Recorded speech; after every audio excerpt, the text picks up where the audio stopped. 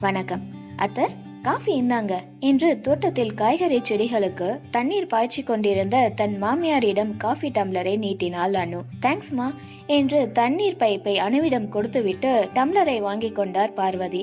காஃபியை ஒரு வாய் குடித்துவிட்டு, நீ குடிச்சிட்டியாமா என்று கேட்டார். இல்ல அத்தை, இனிமே தான் என்றார். காஃபியில சர்க்கரைக்கு பதிலா உப்பு போட்டுட்டமா, அதான் கேட்டேன் என்றார் பார்வதி புன்னகையோடு. ஐயோ சாரி அத்தை என்று பதறினாள் அனு.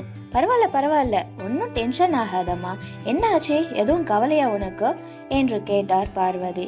அதெல்லாம் ஒன்னும் இல்ல அத்தை, கொடுங்க, நான் உங்களுக்கு வேற காஃபி போட்டு கொண்டு வரேன் என்று டம்ளரை வாங்கி கொண்டு சமையல் அறை நோக்கி ஓடினார்.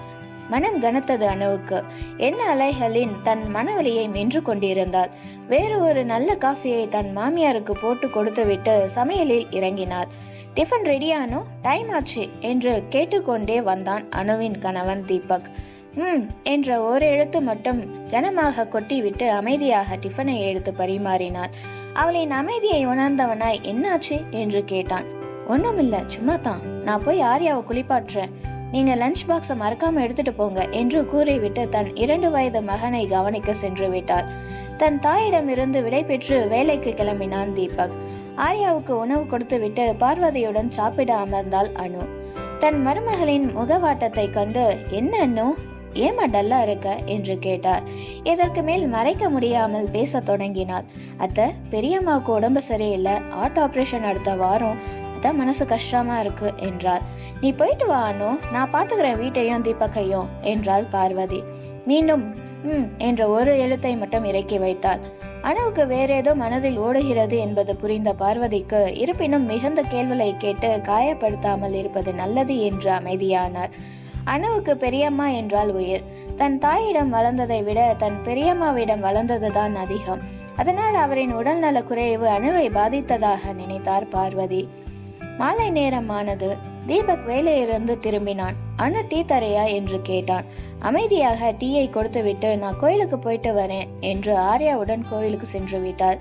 தீபக் டீ கப்புடன் தோட்டத்துக்கு சென்றான் தன் தாயை காண. இப்பதான் வரியாப்பா, ஒரு 10 நிமிஷம் ஆச்சுமா. அனு என்ன செய்யறா? ஆர்யாவை தூக்கிட்டு கோயிலுக்கு போயிருக்காமா. உன்கிட்ட கொஞ்சம் பேசணும். அனுவோட பெரியம்மாவுக்கு ஹார்ட் ஆப்ரேஷன் ஆமே. அனு 1 மாசம் அங்க அனுப்பி வைப்பா, ரொம்ப வருத்தப்படுற மாதிரி தெரியுது.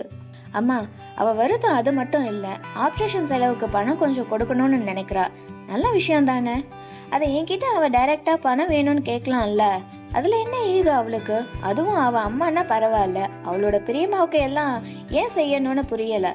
தீபக்கின் வார்த்தைகளை கேட்டு அதிர்ச்சியானார் பார்வதி. அதுக்கு பேரு ஈகோ இல்ல தீபக், தன்மானம். தாலி கட்டி ஒரு பொண்ணு ஒரு வீட்டுக்கு போகும்போது கணவனையும் கணவன குடும்பத்தாரையும் சேர்த்து கவனிக்கணும்னு எதிர்பார்க்கிறோம். அதே மாதிரி ஒரு கணவனும் நடந்துக்கணும்பா. அம்மா, நான் அவ கேட்டு செய்ய மாட்டேன்னு சொல்ல போறேன். சில விஷயங்கள் அவ கேட்காமலேயே அவ மனசு தெரிஞ்சு செய்யணும். அதுதான் நல்ல தாம்பத்தியம், ஆரோக்கியமான உறவு. உனக்கும் இந்த குடும்பத்துக்கும் அவ செய்யறதை எல்லாம் கேட்டுட்டா செய்யறா? அவ நின்னு ஆணி வேற இந்த குடும்பத்தை பாத்துக்கிறதுனால தானே நீ நிம்மதியா வெளியே போய் வேலை செஞ்சு சம்பாதிச்சு கொண்டு வர முடியுது. அத மறந்துடாத. அவளுக்கு யாரு முக்கியம், அவ யாருக்கு முக்கியத்துவம் தரணும்னு நீ முடிவு செய்யாத தீபக். அதையே அவ உன் மேல திணிச்சா நீ ஏத்துப்பியா? இல்லம்மா என்று இழுத்தான் தீபக். உன் வாழ்க்கையிலையும் உன் சம்பாத்தியத்திலையும் உன் மனைவிக்கு சம உரிமை உண்டு.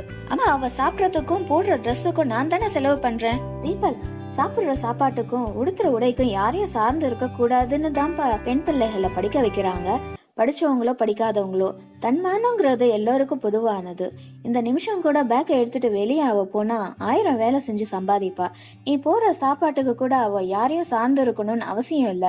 சொல்லப்போனா நீ சாமானத்தை வாங்கி தர சமையல் அனுதான் செய்யறா. நீயும் தான்ப்பா அணுவை சார்ந்து இருக்கிற. உன்னையே இந்த குடும்பத்தையும் பாத்துக்கிறதுக்காக மட்டும்தான் வேலைக்கு போகாம வீட்டுல இருக்கா. அவ வேலைக்கு போனா அவ செய்யற அத்தனை வேலைக்கும் நீ ஆள் வச்சா எவ்வளவு சம்பளம் கொடுப்பேன்னு யோசிச்சு பாரு. அவளை நீ வேலைக்கறியா பார்க்காம மனைவியா உன்னுல பாதியா பார்த்தா நீ சேமிக்கிறதுல பாதிய நான் சொல்லாமலேயே நீ அணுவுக்கு செஞ்சிருப்ப. சரிம்மா, புரியுது. ஆனா ஒரு மாமியாரா நீங்க இப்படி பேசுறது எனக்கு ரொம்ப ஆச்சரியமா இருக்கு. அது ஒண்ணும் இல்லப்பா, நான் பட்ட கஷ்டம் என் மருமகளுக்கு வேண்டான்னு நினைக்கிறேன். சிரித்து கொண்டே சொன்னாலும் பலார் என்று அரைந்தது போல் இருந்தது தீபக்குக்கு. உன் அப்பா என்ன நடத்தின விதத்தை பார்த்து நீ உன் மனைவி அதே மாதிரி நடத்த மாட்டேன்னு நான் நினைச்சேன். ஆனா நீ உன் அப்பா என்ன நடத்தின மாதிரியே அணுவை நடத்துவேன்னு நான் கொஞ்சம் கூட எதிர்பார்க்கவே இல்லை. தீபக், நீ நிச்சயம் மாறணும். நீ எந்த மாதிரி உன் மனைவியை நடத்துறியோ அதே உன் மகனும் ஃபாலோ பண்ணுவான். அதை மறந்துடாத. நல்ல ஒரு அப்பாவா இருந்து ஆர்யாவை வழி நடத்து. யூ ஆர் கரெக்ட்மா என்று அணைத்து கொண்டான். 1 மணி நேரம் கழிந்தது. கோயிலில் இருந்து வீடு திரும்பிய அனு இரவு உணவை சமைக்க சமையல் அறைக்கு சென்றார். பார்வதி உணவு தயார் செய்து கொண்டிருப்பதை கண்டு, சாரி அத்தை, பசிக்குதா, லேட்டா வந்துட்டேனா என்று கேட்டார். அதெல்லாம் இல்லம்மா, டெய்லியும் நீ தானே செய்யற, இன்னைக்கு ஒரு நாள் நான் செய்யலான்னு தான். தீபக் உனக்காக வெயிட் பண்றாமா, என்னன்னு போய் பாரு என்று பார்வதி ஆர்யாவை வாங்கி கொண்டு அனுவை அனுப்பி வைத்தார். சரிங்க அத்தை என்று கூறி தீபக்கை காண சென்றார். தீபக் தோட்டத்தில் அனுவுக்காக காத்திருந்தான். வா அனு என்று தன் அருகில் அமர செய்து ஒரு கவரை நீட்டினான். என்னங்க இது என்று கேட்டாள். இதுல 20,000 ரூபாய் பணம் இருக்கு. நாளைக்கு நீ ஊருக்கு போக ட்ரெயின் டிக்கெட்டும் இருக்கு. இனி மாசம் மாசம் நான் உன் அக்கௌண்ட்ல 10,000 போடுறேன். உனக்கு அதை வச்சு என்ன செய்யணுமோ, யாருக்கு தரணும்னு நினைக்கிறியோ, என்ன வாங்கணும்னு ஆசைப்படுறியோ, யூ கேன் டூ இட். நான் கணக்கெல்லாம் கேட்க மாட்டேன். என்னோட சம்பளத்துல வீட்டு செலவுகள் போக 20,000 ரூபாய் சேமிக்கிறேன். அதுல பாதிய நான் இனிமே உனக்கு தரேன். இனிமே சம உரிமையான சம மரியாதையான வாழ்க்கையை வாழலாம் என்றான். கண்ணீரோடும் ஆச்சரியத்தோடும் தேங்க்யூ சோ மச் என்றார். அம்மாக்கு தான் நீ நன்றி சொல்லணும் என்றான். சமையல் அறையை நோக்கி ஓடினாள் அனு. அத்தை, தேங்க்யூ சோ மச் என்று அணைத்து கொண்டாள். பல குடும்பங்கள்ல ஒரு பெண்ணுக்கு எதிரி இன்னொரு பெண் தான். ஆனா நம்ம வீட்டுல அப்படி இல்லை. இந்த குடும்பத்துல இருக்கிற எல்லாருக்கும் என்னென்ன தேவைன்னு பார்த்து பார்த்து செய்யற.